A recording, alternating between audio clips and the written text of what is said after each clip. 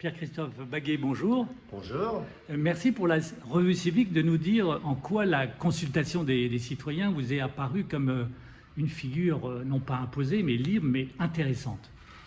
Alors la consultation de nos concitoyens est intéressante dans la mesure où chacun s'engage à valider un projet. Je pense par exemple à l'île Seguin, cette grande votation que j'avais organisée à l'automne 2012, où on avait eu 17 000 votants, soit par Internet, soit par enveloppe T, soit en vote à l'urne, puisqu'on avait organisé des bureaux de vote. Dans les bureaux de vote. Voilà, dans les bureaux de vote. Sur une moyenne de 30 000 suffrages exprimés aux élections municipales de 2001 à 2008, et de 2008, pardon, 17 000 votants, c'est-à-dire 57% des gens qui s'étaient exprimés au municipal sont venus donner un avis sur les 3 projets qu'on avait soumis à leur choix. Et ça a été extrêmement important. Je m'étais engagé à modifier et à adapter le plan local d'urbanisme en fonction du projet qui serait choisi par les Boulonnais. De ce jour-là, la polémique globale sur l'avenir de l'île Seguin s'est tue.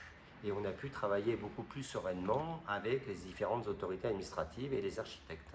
Et c'est-à-dire que donc la consultation démocratique est une manière de limiter, voire de réduire les défiances? En tout cas, oui, ça limite les défiances, ça c'est sûr et certain. Et puis surtout, ça crée un mouvement d'adhésion, ça donne une dynamique à un projet. Alors moi, j'utilise assez souvent d'ailleurs cette consultation, puisqu'on ne peut pas l'appeler référendum. Et surtout, lorsque vous avez 3 projets à soumettre, le référendum, c'est une question, comme me l'avait expliqué à l'époque le préfet, c'est une question avec une réponse par oui ou par non, qui ne valait pas d'ailleurs valeur juridique à l'époque. Alors la loi 3DS a un peu assoupli tout ça, mais c'est compliqué. En France, on n'est pas encore dans la logique où on transforme un référendum ou une consultation citoyenne en référendum qui a valeur juridique.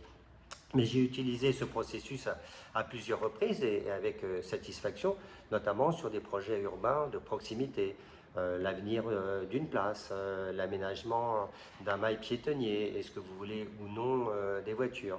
Et c'est effectivement un élément important, avec quand même toutefois quelques limites. La première limite, c'est souvent le fait que les gens ne participent pas à la consultation, ne s'intéressent pas à la consultation, et vous faites un choix en fonction des gens qui se sont exprimés, et lorsque vous commencez le chantier, vous commencez à réaliser le projet, là, vous avez ceux qui n'ont pas participé, qui se réveillent, et parfois, ça pose problème. Mais on peut répondre qu'on a fait une consultation, et la responsabilité relève de chez eux, puisqu'ils ne se sont pas exprimés en amont du projet. La deuxième fragilité, c'est la temporalité. Oui. Entre le moment où on commence à consulter nos concitoyens et le moment où on réalise le projet.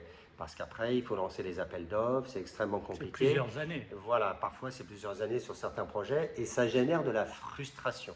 Alors que lorsqu'on travaille, les services travaillent en temps masqué, si je puis dire, dans leur bureau, que le projet arrive, on fait voter le projet par le conseil municipal, tout est prêt pour démarrer dans un laps de temps très court.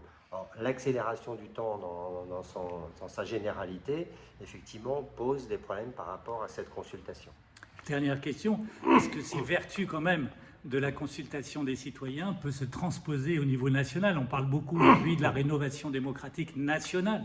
Et le président de la République, par exemple, a évoqué l'idée de consulter davantage les Français. Est-ce que vous pensez que c'est transposable, les pratiques que vous avez pu mettre en place ici à Boulogne-Billancourt?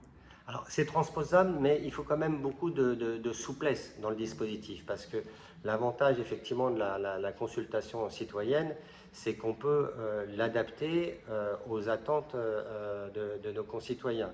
Or, il y a effectivement une difficulté. À partir du moment où vous commencez à consulter les gens, il faut les consulter sur un projet défini. Et la polémique, souvent, aujourd'hui, avec les réseaux sociaux, anticipe cette phase démocratique qui devrait être une phase de réflexion, d'adaptation, d'amélioration du projet. Alors, au niveau local, ça peut se faire parce qu'on peut maîtriser ce facteur temps ou ce facteur réflexion qui a été essentiel, mais au niveau national, c'est peut-être un peu plus difficile. Néanmoins, il faut quand même trouver les moyens de limiter les radicalités protestataires qu'on voit beaucoup se développer en France au niveau national. Donc c'est que finalement une démocratie plus participative ne peut pas y contribuer.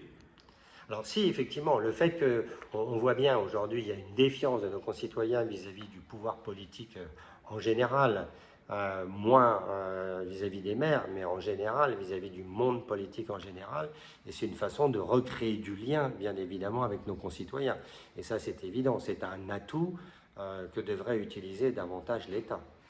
Merci beaucoup, monsieur le maire. À bientôt. De rien.